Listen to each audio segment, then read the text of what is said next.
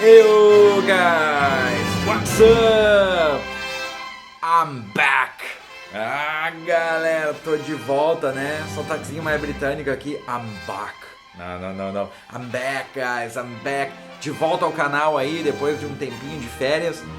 Voltamos a falar de celebridades, guys. Vamos voltando com tudo, escolhendo aqui uma celebridade a dedo.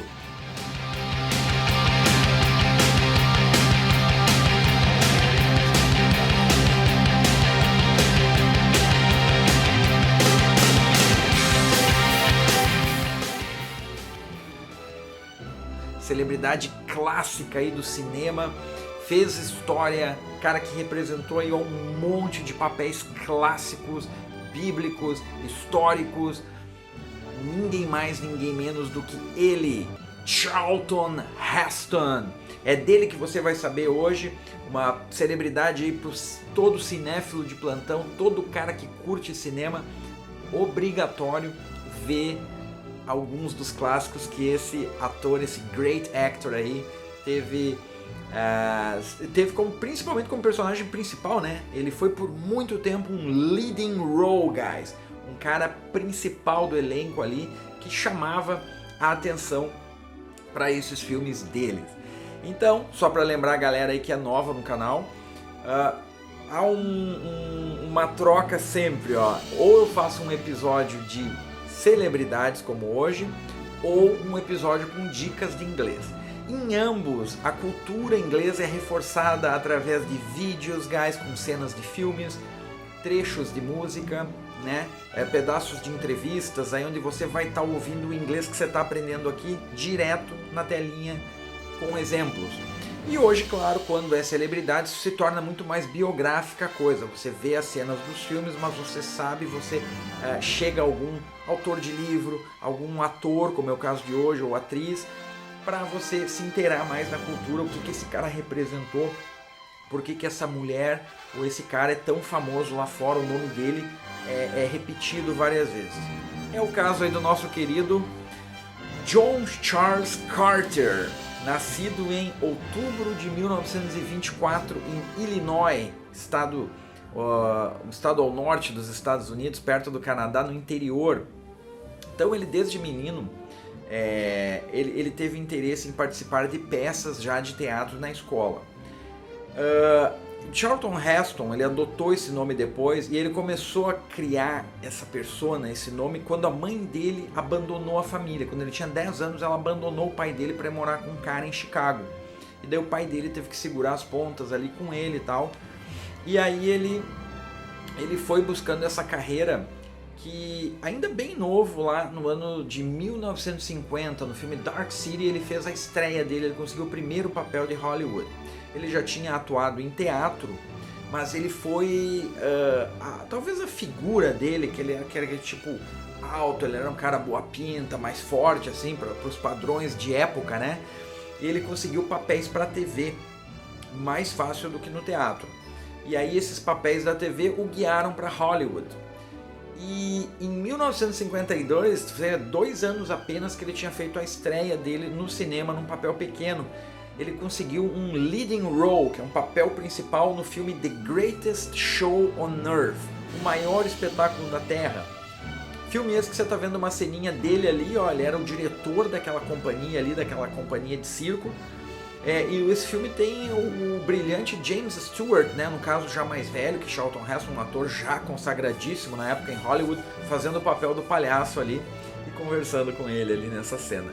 É um belo filme em cores, foi o vencedor do Oscar daquele ano, o que, é claro, tornou o nome Charlton Heston conhecido. Pô, o cara ali principal, um ator relativamente desconhecido no filme ganhador de Oscar, né? E aí, a partir daí, uma característica foi cada vez ficando mais marcante nos filmes em que Charlton Heston participava. Teve alguns westerns, alguns filmes de guerra que ele fez, aventura, mas ele começou a incorporar personagens históricos, como o caso do grande Moisés em The Ten Commandments, os 10 Mandamentos. Aí você vai vendo a cena clássica do mar sendo aberto por ele, Moisés. Então essa foi a segunda participação dele com o diretor Cecil B. DeMille. O primeiro foi no filme mencionado anteriormente, e agora no Ten Commandments. Para muitos, o personagem mais famoso, mais emblemático já da carreira do ainda jovem. Era um cara muito jovem, interpretou um papel aí muito mais velho que o dele, o de Moisés, claro. Mas ele ainda era um jovem ator com tudo pela frente aí em Hollywood, né? Depois disso aí ele começou a ser requisitado, depois desse papel aí tão importante, um filme de tanta bilheteria, foi o filme mais caro da época, tudo, Os 10 Mandamentos, né? Ele começou a ser muito procurado pelos principais diretores, pelos principais estúdios de Hollywood para estar trabalhando com ele. E ele teve essa oportunidade num filme noir, um filme excelente, guys, chamado Touch of Evil. Vocês estão vendo ali a cena, ele tá com um bigodinho ali, é um filme já preto e branco, a característica do filme noir. É um filme do Orson Welles, no qual ele atua também, o Orson Welles dirige e atua, mas é talvez, ou muito provável, o melhor filme de Orson Welles depois de Cidadão Kane. Então aí um baita filme no gênero filme noir, aquele policial com um pouco de suspense, né, que aconteceu muito na segunda metade dos anos 40 e nos anos 50, era muito popular esse tipo de filme em Hollywood. No mesmo ano, Heston estrelou junto com Gregory Peck, um dos grandes atores também daquela geração, o aclamado western, um pouco de drama, um pouco de romance, Da Terra Nascem os Homens, The Big Country, no qual aí, guys, vocês podem ver uma cena em que o Gregory Peck intima o Charlton Heston, eles duelam no filme por terra, por mulher, por tudo, para fazerem uma luta, só os dois, uma briga de punho, assim, aberto no campo, de mau amanhecer, assim. Então, um filme muito legal, né, com um soundtrack muito bom, uma história belíssima, um dos clássicos aí do western, guys. 1959 chegou, e aí, na minha opinião, o melhor filme em que Charlton Heston atua, porque eu amei esse filme, eu vi esse filme quando era criança a primeira vez, depois revi ele adulto e tive a mesmíssima opinião sobre o filme, guys, que é Ben-Hur, né? Por muitos e muitos anos ele foi o filme mais oscarizado de Hollywood, ele ganhou 11 Oscars, só sendo superado em 1998 pelo Titanic. E Charlton Heston levou o Oscar de melhor ator. O filme, além de ser uma super produção para a época, ele tem uma história belíssima, guys. E eu vou mostrar para vocês aí, ó, inteirinha essa cena aí, onde Jesus aparece no caminho de Ben-Hur para ajudá-lo. Dá uma olhada só com legendas em inglês, guys.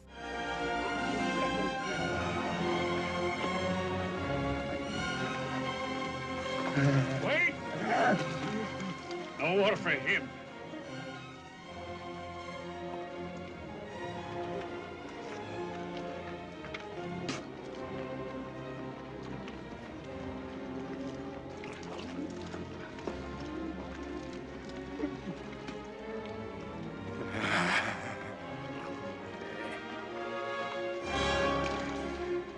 God, help me.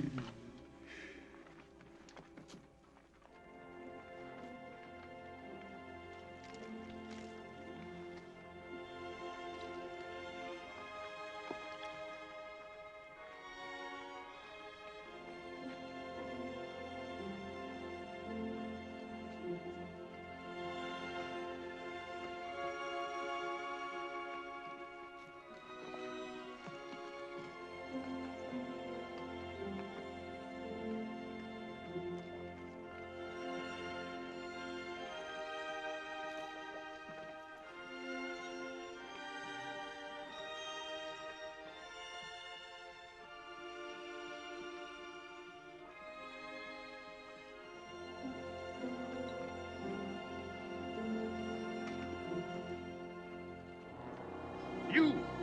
I said no water for him!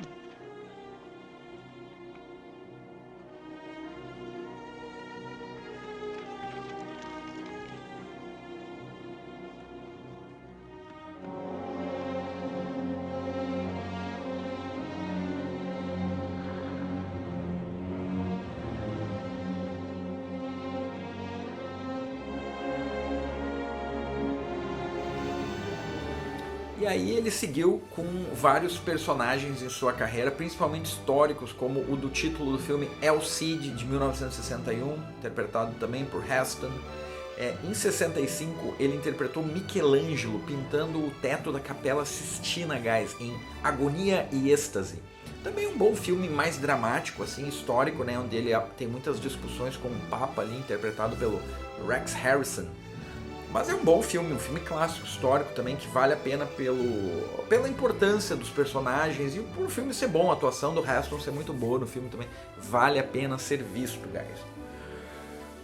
1968 talvez foi assim um marco na carreira de Charlton Heston, mas um marco onde o tipo de papel, o tipo de filme que ele fez começou a dar uma guinada, dar uma mudada, e teria essa direção nos anos 70.